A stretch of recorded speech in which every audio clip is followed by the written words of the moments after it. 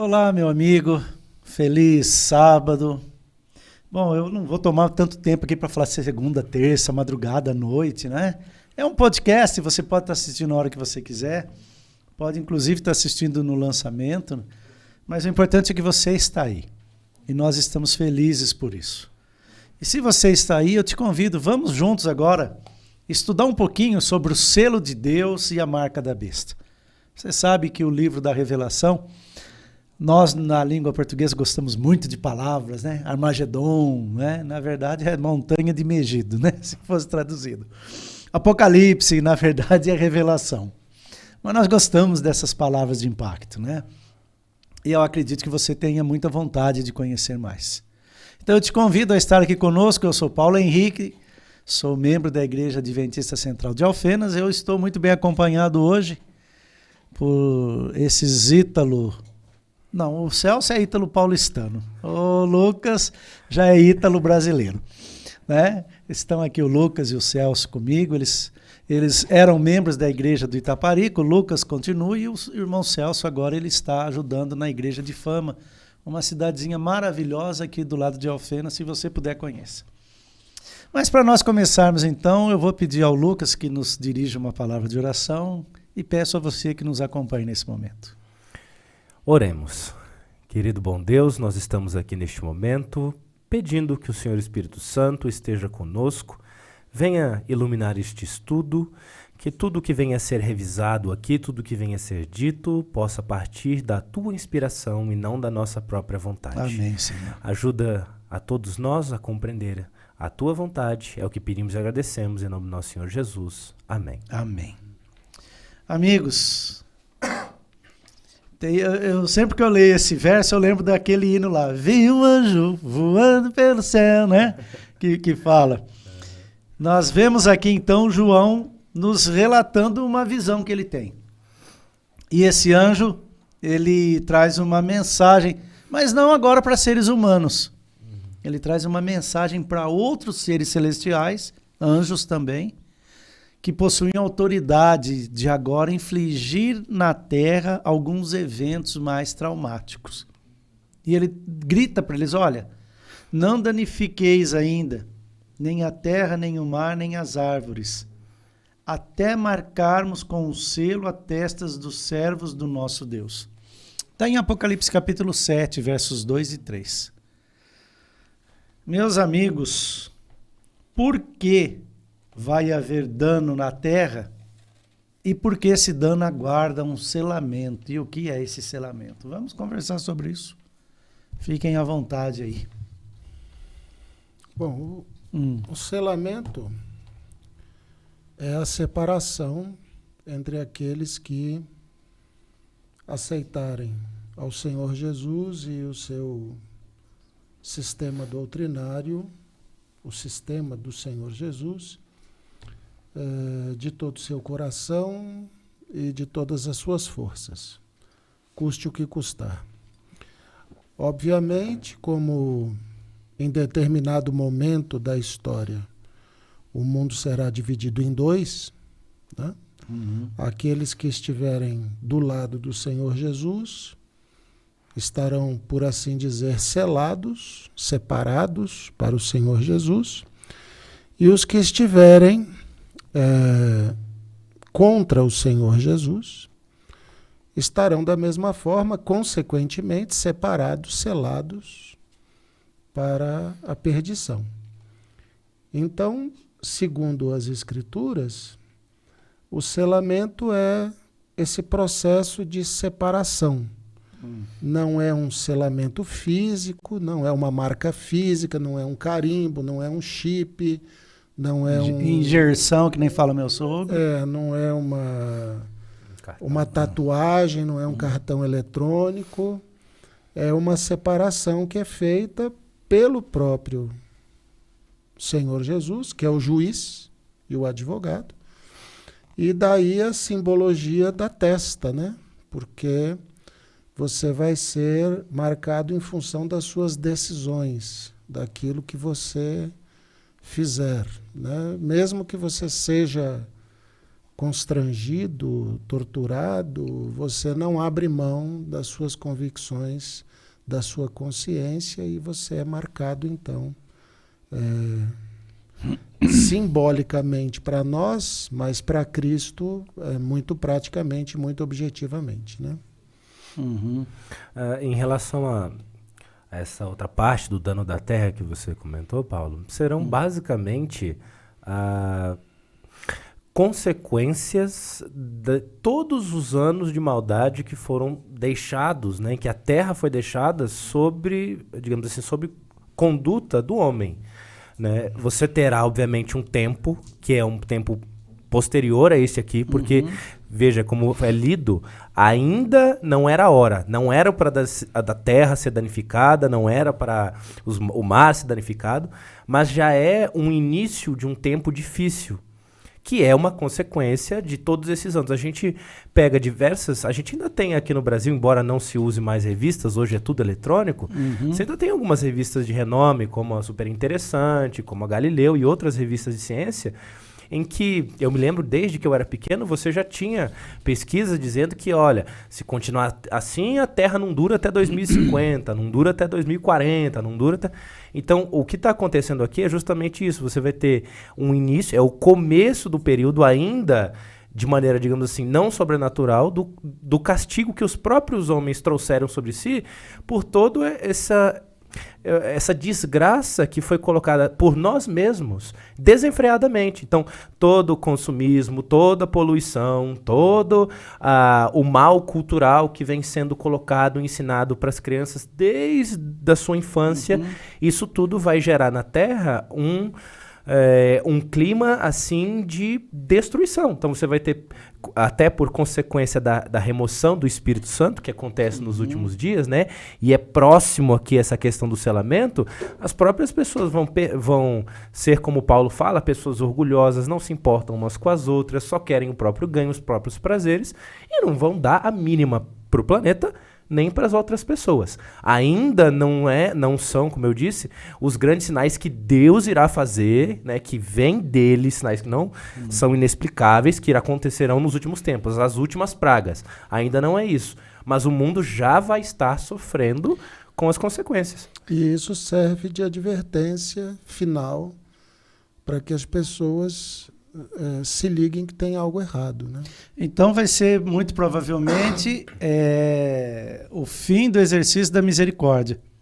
Porque talvez essas situações só não estejam ocorrendo agora, porque a mão de Deus tem contido as consequências da ação humana no espaço. O Espírito Santo ainda fala com as pessoas, ainda age na consciência, dizendo, olha, tem certeza que você vai fazer isso? Isso pode causar uma grande destruição, isso pode causar um grande problema. Olha, isso vai prejudicar as pessoas. Então, por mais que a gente veja um declínio muito grande nos últimos anos, as pessoas ainda têm um resquício de Espírito Santo que age como uma espécie de freio para que coisas piores que acontecerão aqui não aconteçam. Mas eu me refiro, inclusive, na resposta dos ecossistemas à ação do homem. Muito provavelmente nós podemos ter a mão de Deus contendo esse retorno, né? Você tem duas fases, né?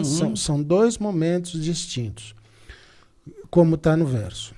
Antes do selamento, nós temos catástrofes que nos avisam que o fim está muito próximo.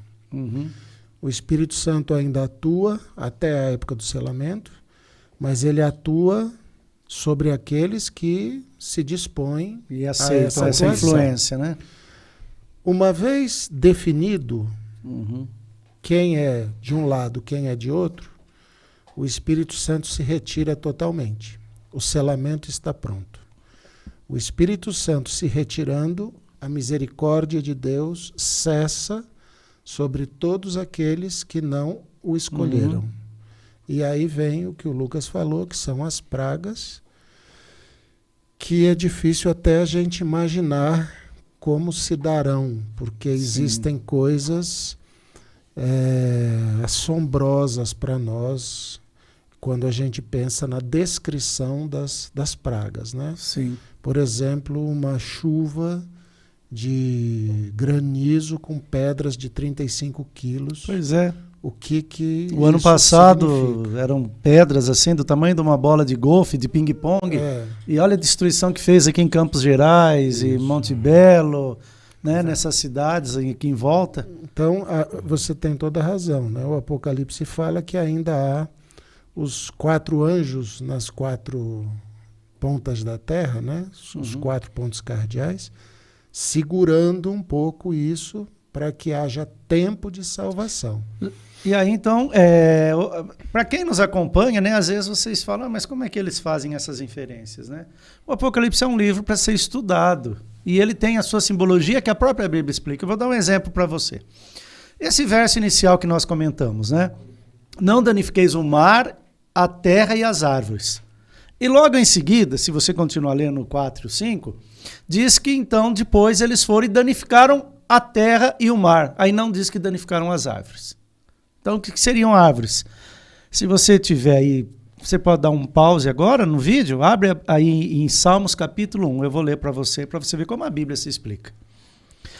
Aqui nós lemos, olha, bem-aventurado o homem que não anda no conselho dos ímpios, não se detém no caminho dos pecadores, nem se assenta na roda dos escarnecedores. Antes o seu prazer está na lei do Senhor, e na sua lei medita de dia e de noite. Repare como esse homem ele é muito relacionado à lei de Deus. Mas vamos continuar, né? Ele, olha o que diz aí o verso 3. Olha, quem é essa pessoa que respeita a vontade de Deus, é obediente à sua vontade e às leis que ele deixou na palavra. Ele é como árvore plantada junto à corrente de águas, que no devido tempo dá o seu fruto e cuja folhagem não murcha. Percebe? Então, por isso que quando no Apocalipse o anjo grita para os 4, e aí então o Celso disse, né? Os pontos cardeais representando que em toda a terra a misericórdia de Deus ainda age, trazendo misericórdia e cuidado. Por isso, norte, sul, leste, oeste, aonde você for, né? E depois que há o selamento, ele então diz que os anjos então agora liberam as pragas, liberam essa situação caótica sobre o mar e a terra. E por que não liberou sobre as árvores? Porque as árvores ali é um termo simbólico, que é justamente aquele servo de Deus, como você vê aqui em Salmos, capítulo 1, como o Senhor Jesus falou, pelos seus frutos os conhecereis, né? Então, aqui diz, olha, ele dá o seu fruto. E ele é um homem que é obediente à lei de Deus. Daí que vem o selo de Deus, né? Porque às vezes você pode achar que nós, adventistas, forçamos demais quando nós argumentamos e defendemos que o selo de Deus é essa identidade da pessoa com o seu Criador, que é remetida à criação aos 7 dias e nesse processo o sábado que é dedicado a Deus, né? Então, só para vocês entenderem por que é importante estudar a Bíblia, porque ela própria se explica, né? E isso faz parte de um... Agora, sabe uma coisa que eu fico pensando? Mas gozado, né? Na época do dilúvio, não havia assim... Era entrar na arca. Era mais fácil ainda. E só 8 se salvaram. Olha a quantidade de petróleo que tem hoje. Quer dizer, não entraram na arca, viraram petróleo. Animais e seres humanos, né? No processo de rápida soterração, né, deposição e recobrimento. E agora, será que vai ser um processo diferente do que foi aquele? É uma batalha, é um conflito cósmico, né? Que está aí, sempre separando os descendentes de Adão. Naquele tempo você tinha, antes do dilúvio, você tinha as testemunhas de Deus. Você tinha o Jardim do Éden, que estava ainda lá. Né? Depois ele foi Pois retirado. Mas só salvou 8. Vendo o Jardim do Éden que ainda estava lá, gente. Você tinha os anjos que guardavam o jardim. Eles viam a espada de fogo, né? O próprio Adão e Eva e seus descendentes, né? Quer dizer, não tinha antepassado. Quer dizer, começou aqui, ó. Acha um túmulo antes de Adão e Eva. Não tem túmulo. Né? Somos então, nós que começamos. Você tinha as testemunhas de Deus. Sim. Mas, como a Escritura diz, as pessoas abusam porque Deus não as pune imediatamente. Hoje você tem a Bíblia como testemunha de Deus e como marco de tudo aquilo que aconteceu e o que vai acontecer. Como Deus continua agindo da mesma forma, ou seja, ele não pune as pessoas imediatamente, continua havendo aqueles que desdenham dos avisos, das profecias, dos testemunhos e de tudo mais. E continua havendo um grande grupo que está literalmente pagando para ver o que vai acontecer. Verdade. Então, nós sabemos, a Escritura diz, que João viu uma multidão que não podia ser contada dos filhos salvos de Deus. A gente não deve achar que Deus, ao longo de toda a história, vai salvar meia dúzia de pessoas. Serão bilhões e bilhões de pessoas salvas, né, que acreditaram em Deus e nas suas palavras. Mas, ao que parece, nesses últimos dias, como foi com Noé também, o grupo maior é o de quem não crê. Infelizmente, né? Nessa batalha cósmica parece que o pecado vai ter mais adeptos, né? Mas é justamente isso. A grande questão dessa batalha, que é inclusive trazida nesse trecho de Mateus 27, 45 e 50, que a própria lição comenta, o próprio Jesus falando, né? Pai, por que me desamparaste? É justamente isso. Nós, querendo ou não, como sociedade, nós somos muito acostumados e somos, diria até que, criados desta maneira. As necessidades do mundo nos molda para isso. De que a gente é um povo extremamente imediatista. Até porque, com o passar dos anos, a expectativa de vida agora que começou a subir de novo. A expectativa de vida do ser humano, comparado aos princípios lá da época de Noé, é muito baixa. Nós mal vivemos 1/10 do que aquele povo vivia. Então, para nós, às vezes, o tempo de 1 ano, 2 anos, depois que passa, fica rápido, né? Mas 2 anos é um tempo muito longo. E a gente quer decisões, a gente quer resultados rápidos e agora. E o que acontece é justamente isso. Às vezes a pessoa se converte, ou às vezes a pessoa tem uma visão de religião, sendo exatamente assim, que a partir do momento que ela vai se converter, a vida dela tem que automaticamente melhorar naquele instante. Então ela tem que ganhar mais, ela tem que ela não vai mais ficar doente, a família dela que é dividida por algum motivo agora vai se unir, vai ser tudo bem. E a mesma coisa acontece com o pecado. Ela acha que se ela pecar agora, ela tem que pagar aquilo de alguma maneira. E a Bíblia mostra que não é isso. Jesus, na cruz, ele tomou os pecados de todos sobre si, e é por isso que a lição até comenta sobre a frase do por que me desamparaste, porque como a gente vê lá em Isaías 59:2, o que acontece é que o pecado ele faz uma separação entre nós e Deus. E Jesus havia, neste momento, se separado de Deus porque ele tinha tomado o pecado de todos. Então ele tomou o meu pecado, ele tomou o seu pecado, que está nos ouvindo, tomou o pecado do Paulo, do meu pai, e todos que estão aqui. E por causa disso é estendido a nós uma misericórdia enorme, gigantesca. Como que é possível, por exemplo, que eu peço perdão hoje, sou perdoado, se verdadeiramente acredito, e amanhã cometo um pecado, posso ser perdoado novamente. Então é uma misericórdia enorme. E a gente tem literalmente empurrado com a barriga essa misericórdia. Não liga, sabe? Deixa pra frente. E você tem os dois extremos. Ou um povo que empurra com a barriga, não liga, ou um povo extremamente extremista que quer que as coisas sejam resolvidas agora. E aí se gera esse grande conflito que você tem um remanescente no meio tentando segurar as pontas, e quando eu falo um remanescente não estou falando só das pessoas que são adventistas, mas todos aqueles que guardam os mandamentos e têm a fé em Jesus, que está no meio tentando segurar. Olha, povo, não é assim. Nós precisamos nos converter verdadeiramente, nós precisamos cada dia ser melhores, ser mais parecido com Jesus, e uma grande massa que fica arrastando para esses dois lados, tentando, infelizmente sendo uma massa de manobra de Satanás, tentando confundir aqueles que estão tentando melhorar, digamos assim. Então esse conflito vai sendo arrastado já desde o começo, né? Um conflito que ou traz um Deus que não liga para você, ou traz um Deus tirano, que a gente sabe que não é verdade. E um aspecto também, a gente não tem muita informação antediluviana, né? Mas me parece que na questão antediluviana talvez não houvesse nada muito... Bom, pelo menos é a luz do que a gente tem. Não houvesse nada organizado. Mas à luz do que o Apocalipse traz, e Paulo também trouxe, e João em outros momentos, Como e Pedro. assim organizado? Não entendi. Como Paulo diz agora, um sistema.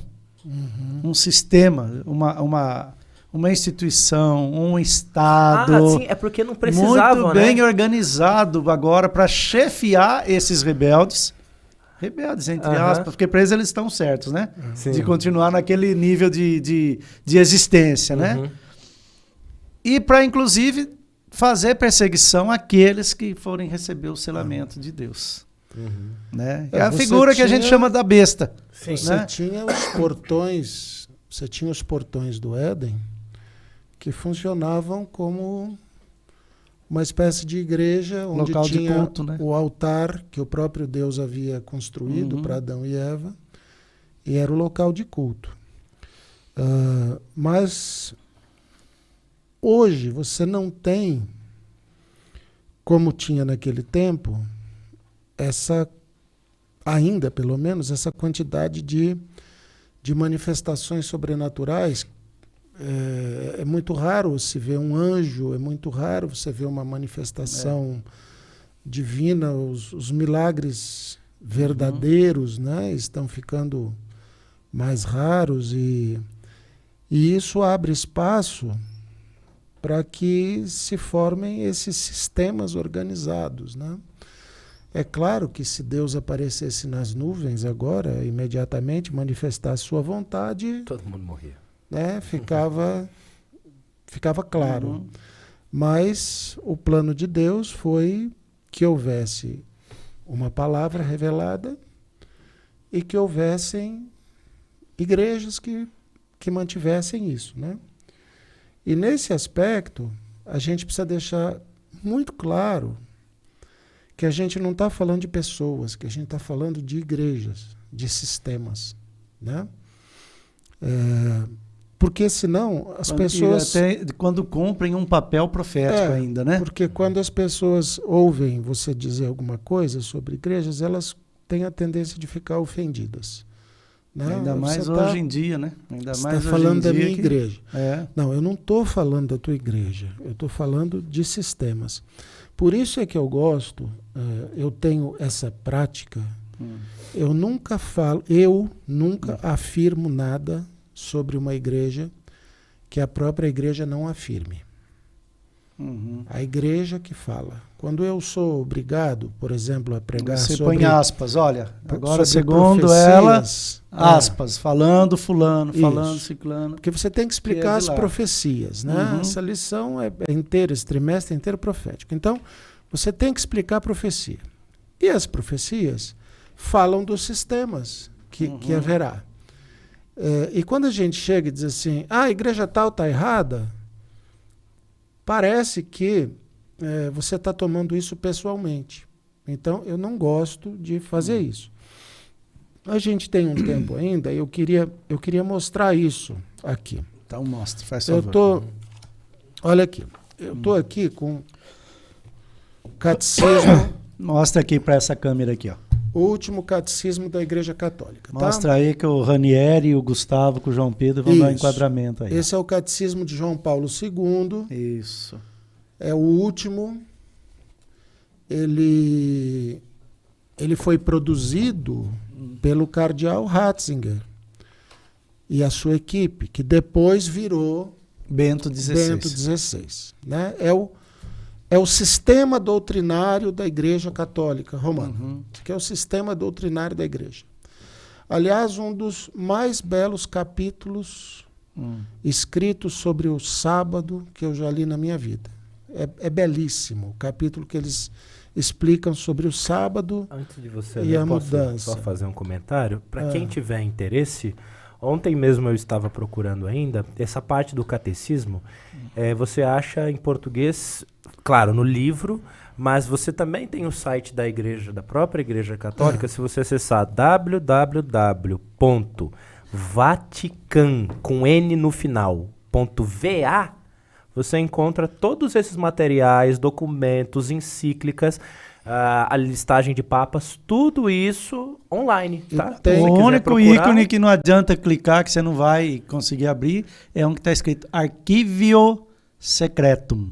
Que é esse, eles acho que eles deixam lá por curiosidade. Tem um site que chama Santa Sé também que tem tudo isso. É. Esse livro aqui,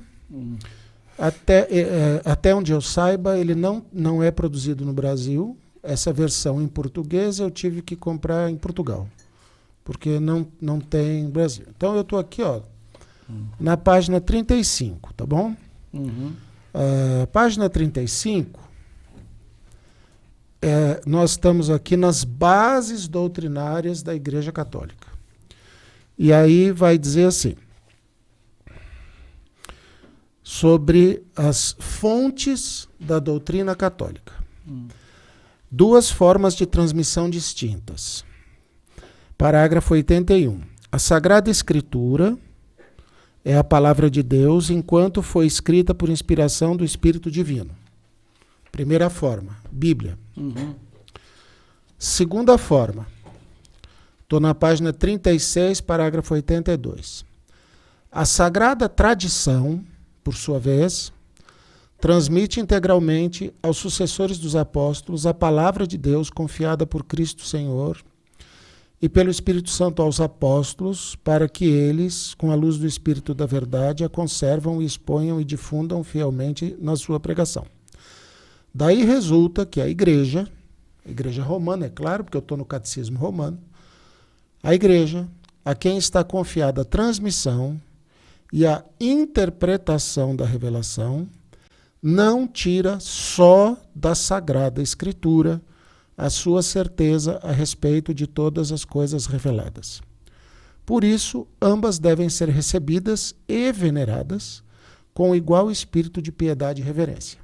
Então, você acabou de ler, não tira só da Sagrada Escritura. Não tira só da Sagrada Escritura. Quer dizer, a Bíblia é para ser a única regra de fé. E aqui eles estão declarando que não, que eles tiram da Bíblia, mas tiram deles também. Da tradição deles. Então, a Sagrada Tradição e a Sagrada Escritura.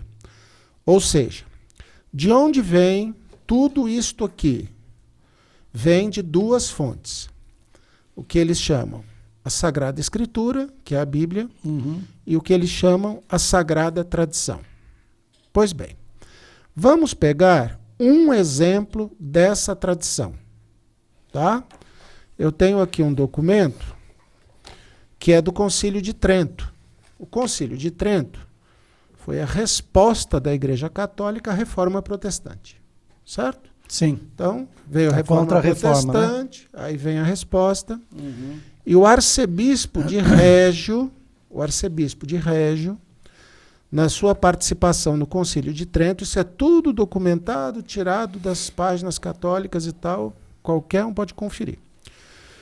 Diz o seguinte: os protestantes dizem que seguem apenas a Bíblia, e isso não é verdade. E aqui está a prova. Bom, então, peraí. Então, olha, atenta bem. Então, agora ele vai mostrar que não é só a Igreja Católica, mas que as outras igrejas que não são católicas, que seguirem nesse embasamento, estão na mesma condição que ela. Não seguem apenas a Bíblia. Isso. Então vai lá. Quais seriam, aqui, né? Ele diz aqui. Eis aqui a prova. A palavra escrita, que é a Bíblia, diz que as pessoas devem observar o sétimo dia como sábado. E eles não observam o sábado. Ao contrário disso, observam o domingo, que se fundamenta exclusivamente na tradição da igreja. Então, o domingo, quando venerado como dia sagrado. Quando venerado como dia sagrado, ele é exclusivamente tradição da igreja. Para o católico, tudo bem, tradição mais escritura. Domingo é tradição, tá certo. Mas olha o que a mesma coisa vai ser dita na Mesma coisa vai ser dita pelo cardeal de Nova York. Foi a Igreja Católica que, por autoridade de Jesus Cristo, como eles acreditam, transferiu este descanso para o domingo, em memória da ressurreição de nosso Senhor Jesus. Poderia ler aqui no Catecismo, que é exatamente isso que diz. Tem um capítulo inteiro explicando isso. A passagem do Shabat para o chamado Dia do Senhor. Tá? Dominis em latim, domingo em aqui, português. Aqui no Catecismo explica a passagem do Shabat para o Dia do Senhor. De maneira que a observância do domingo por protestantes é uma homenagem que tributam, mesmo que mau grado seu, à autoridade da Igreja Católica.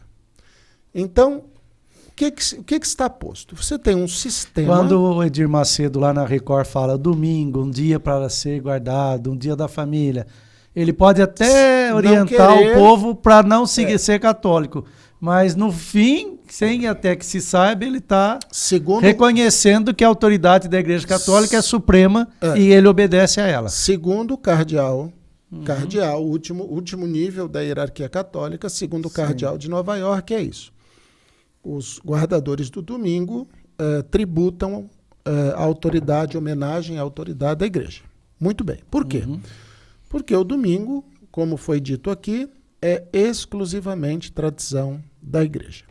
Então você tem dois sistemas. Você tem um sistema religioso, que é Bíblia e tradição. E um sistema religioso, que é Bíblia.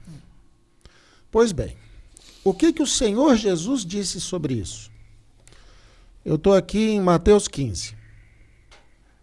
Mateus 15, a partir do verso 6. O Senhor Jesus, obviamente, não era contrário às boas tradições.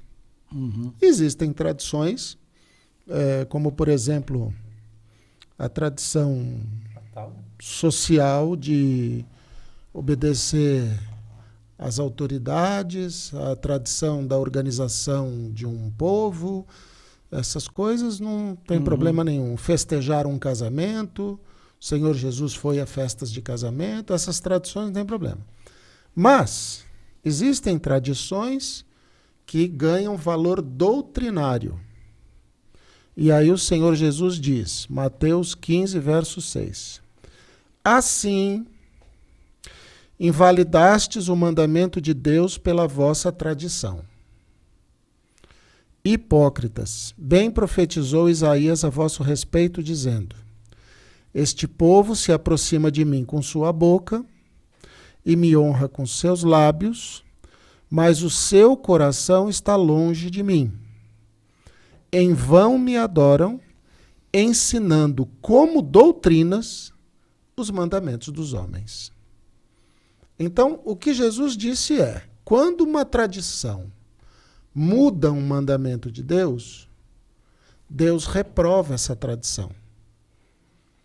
Então você tem aqui o mandamento de Deus, sábado, e uma tradição de homens dizendo domingo. Essa tradição o Senhor Jesus reprovou. Ele não achou que era igual você ir numa festa de casamento. Não achou que era igual você votar. Não achou que era igual você usar calça comprida e não usar um kilt, né? Como usam os escoceses que usam uma saia. Era diferente, não era uma questão dessas tradições que não interferem, são tradições que invalidam. Pois bem, há essa consciência por parte da Igreja Romana, essa consciência de que você só tem dois sistemas. Há essa consciência. E eu acho que isso tem que ser deixado assim muito claro para mostrar que a gente não está falando de pessoas. Vai caber a pessoa escolher, né? eu estou aqui de novo com o Catholic Mirror, que é uma revista, um documento da Arquidiocese de Nova York. Eles publicam muito sobre isso e é muito interessante. Então, aqui, 23 de setembro de 1893. A razão e o senso comum nos obrigam a aceitar apenas uma destas duas alternativas. Ou o protestantismo e a guarda do sábado, ou o catolicismo e a guarda do domingo. Outro compromisso é impossível. Fica bem muito claro que só há duas classes. Você só tem dois sistemas doutrinários cristãos que não tem um terceiro, não tem um em cima do muro, que exigirão de todos nós uma decisão. Todos estão livres para decidir. Fazer as suas escolhas e receber a marca na mente aqui. Todos estão como livres. Sinal da escolha que eu fiz soberana do meu livre-arbítrio. Então, é extremamente claro o que está sendo dito pelo cardeal aqui. Ele está dizendo, olha, ou vocês vão guardar o sábado, como alguns protestantes fazem. E aí vocês podem se dizer protestantes. E sola a escritura, né? Porque do contrário vocês não são protestantes. Se vocês vão guardar o sábado, vocês são protestantes e só acreditam na Bíblia. Se vocês vão guardar o domingo, vocês creem na tradição, porque o domingo é uma tradição, e vocês vão ser católicos, independente do nome que você ponha na parede da sua igreja. Lá. Pronto. É muito simples. E aí, eu acho extremamente interessante, né? Uma outra revista de um outro cardeal, que é o Catholic Sentinel. Olha aqui, de quando é 95 já. Eu tinha lido coisas do século passado, que é 95. Olha o que o cardeal diz. Olha que coisa mais linda, em termos de clareza, de sinceridade. Olha o que ele diz assim. 21 de maio de 95. As pessoas que pensam que a Bíblia deve ser a única fonte de autoridade deveriam, logicamente, tornar-se adventistas do sétimo dia e guardar o sábado como dia sagrado. Então, não dá para ser mais claro do que isso e mais impessoal do que isso. É assim, você crê no sistema doutrinário tradição mais Bíblia? Vá ser católico. Ou vá para uma igreja protestante qualquer que guarda o domingo, que é a mesma coisa. Você crê que é só a Bíblia que é o guia? É só a Bíblia? Só pode ser a Bíblia? A revelação de Deus só vem pela sua palavra? Se torne um adventista do sétimo dia e vai guardar o sábado. E a escolha é sua, querido. A escolha é sua. Você que escolhe. Você que sabe o que você quer da sua vida. Agora, se você escolher uma ou se você escolher outra, é óbvio que isso tem consequências, como toda escolha. A gente não pode querer livre-arbítrio sem consequência, né? Porque é isso que o mundo... E das consequências nós somos escravos.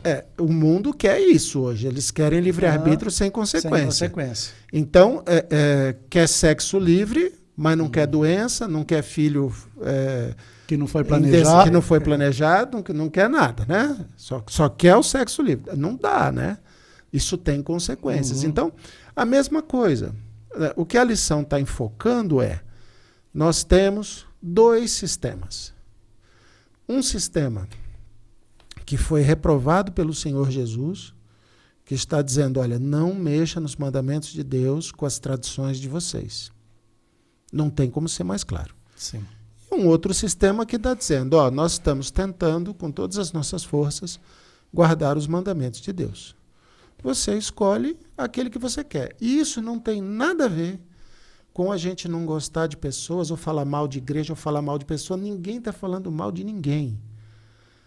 quem falou tudo isso que eu li foram os próprios católicos. As autoridades, né? Não foram padres, foram cardeais. Cardeais. São as mais altas E autoridades papas, né? católicas, as mais altas autoridades católicas que deixam isso claríssimo. Sim. Está claríssimo. E o Senhor Jesus, que tem o direito de dizer, eu gosto ou não gosto. Tanto Deus não desaprova que, se você olhar lá um episódio do Velho Testamento, você vai ver que Davi ficou tão feliz que ele quis trazer a arca para Jerusalém. E aí ele perguntou, né, para as pessoas, como é que a arca chegou aqui? Ah, chegou aqui 2 vacas puxando ela numa carroça, e tinha uns presentes aqui de ouro, né? E aí, se você ler, você vai ver que foram os filisteus que falaram, será que tudo que está acontecendo aqui é o Deus dos hebreus? Então vamos fazer o seguinte, vamos fazer uma carroça, vamos pôr essa arca sagrada nela e vamos pegar 2 vacas com cria, porque a mãe não se afasta do filhote. Mas mesmo tendo filhote, se elas forem em direção dos hebreus, é porque é o Deus deles que está fazendo isso. E ele todo feliz, que bacana, não estudou a palavra, se contentou com a tradição. Falou, faz uma carroça nova aí, vamos levar a arca para Jerusalém. No caminho, diz a palavra, um dos animais tropeçou e a arca balançou na carroça para cair. E Uzá, cheio de boa vontade, foi lá e pôs a mão na arca e morreu na hora. Se você ler, né, o tempo não permite que a gente se estenda muito, na segunda vez Davi fala assim, eis que o Senhor determinou que os levitas transportem a sua arca. E aí agora ele chama os levitas pegam nos varais e aí ninguém morre. Porque fizeram da forma como Deus falou. Então quando Deus diz, é uma vez só, ele não fala 2 vezes. Se você já sabe qual é a vontade dele, não pergunte se você pode ou não. Lucas, está muito gostoso, mas nós temos que terminar. Faça aí o fechamento para nós, por favor. Eu queria fazer um último comentário, porque a grande questão que fica tudo isso é uma pergunta que eu poderia até fazer para vocês dois, que são muito mais experientes do que eu, em algum momento foi diferente? Desde o começo do mundo, em algum momento foi diferente? Nunca assim. Foi. Sempre foi exatamente assim. Sempre foi, desde o pecado de Lúcifer, uma questão de adoração. E escolha, né? O selo... Abel fez do jeito que ele pediu. Desceu fogo do céu. Caim quis fazer com a tradição dele. Vou levar fruta em vez de matar um animal. Sim. Não foi o selo de Deus sempre foi uma questão de obediência, uma questão de adoração. No céu você tinha a opção. Você podia servir a Deus ou você podia escutar Satanás. Sim. A Caim e Abel tiveram isso. Moisés podia servir o bezerro de ouro ou podia servir Moisés, que estava com as tábuas dos 10 mandamentos descendo do monte. E assim por diante. Como a própria Bíblia fala, não há como servir a Deus e a Mamon. Então, a escolha sempre vai ser essa. Você sempre terá o que Deus pede e o que a tradição, ou o que, colocando em palavras simples, ou o que o homem quer fazer. Sempre vai ser uma questão de adoração. E até o final dos tempos, o que vai diferenciar os selados por Deus e os selados, como a gente vai estudar na lição 12, os selados pela besta, é isso. Quem que você decidiu respeitar? Quem que você decidiu obedecer? Os homens? Satanás? Você? Porque a gente pode também fazer o que a gente quer. Ou você decidiu obedecer a Deus? Sempre vai ser isso até o final. Verdade. Celso, nos despede com uma palavra de oração, por favor. Senhor nosso Deus, te agradecemos pelo estudo que foi realizado. Sabemos que há 2 caminhos e te pedimos que o teu Espírito nos toque para que escolhamos o caminho correto. Amém, Senhor. Nós te pedimos por todos aqueles que assistem esse programa. Amém, que Pai. eles também possam escolher o caminho correto. Amém, Senhor. E se tivermos dúvidas, que a tua palavra nos dê a direção. Amém, que a Senhor. tua palavra e somente a tua palavra seja a nossa revelação. E a partir do seu estudo constante, intenso e dedicado, nós possamos compreender a tua vontade para a nossa vida. Amém, Senhor. Guarda-nos, Senhor, de qualquer forma de arrogância. Que as pessoas que assistiram a esse estudo possam compreender que a única preocupação que temos é pela sua salvação. e que busquem por si mesmas na palavra a verdade. Guarda, Senhor, a tua igreja, guarda os teus filhos e a nós, no nome do Senhor Jesus, te pedimos. Amém. Amém, Amém. Senhor. Amém. É isso aí, meu amigo. E se você gostou, replique. Eu vou pedir, sobretudo, para os adventistas. Existem muitos formatos de recapitulação da lição, desta lição. Mas eu acho que nenhum deles vai estar municiado com os documentos que você assistiu aqui, ouviu aqui. Então, por favor, replique e, inclusive, divulgue. Diga para o teu amigo, olha, teve lá um professor, ele trouxe algum material e eu acho que talvez para aqueles corações sinceros, essa informação vai fazer a diferença. E para quem é de Alfenas, está tendo esse estudo aqui agora, lá com o Olinto na quarta-feira. Isso. Não está tendo na terça também? Lá no Itaparica às terças, às 7h30 e na Central às 4h. Nós temos 2 endereços aqui. De terça-feira lá no Itaparica e de quarta ali na Igreja Central. Você pode entrar em contato conosco e estar num deles para fazer o acompanhamento desse estudo. Forte abraço e até a próxima, se Deus assim nos permitir.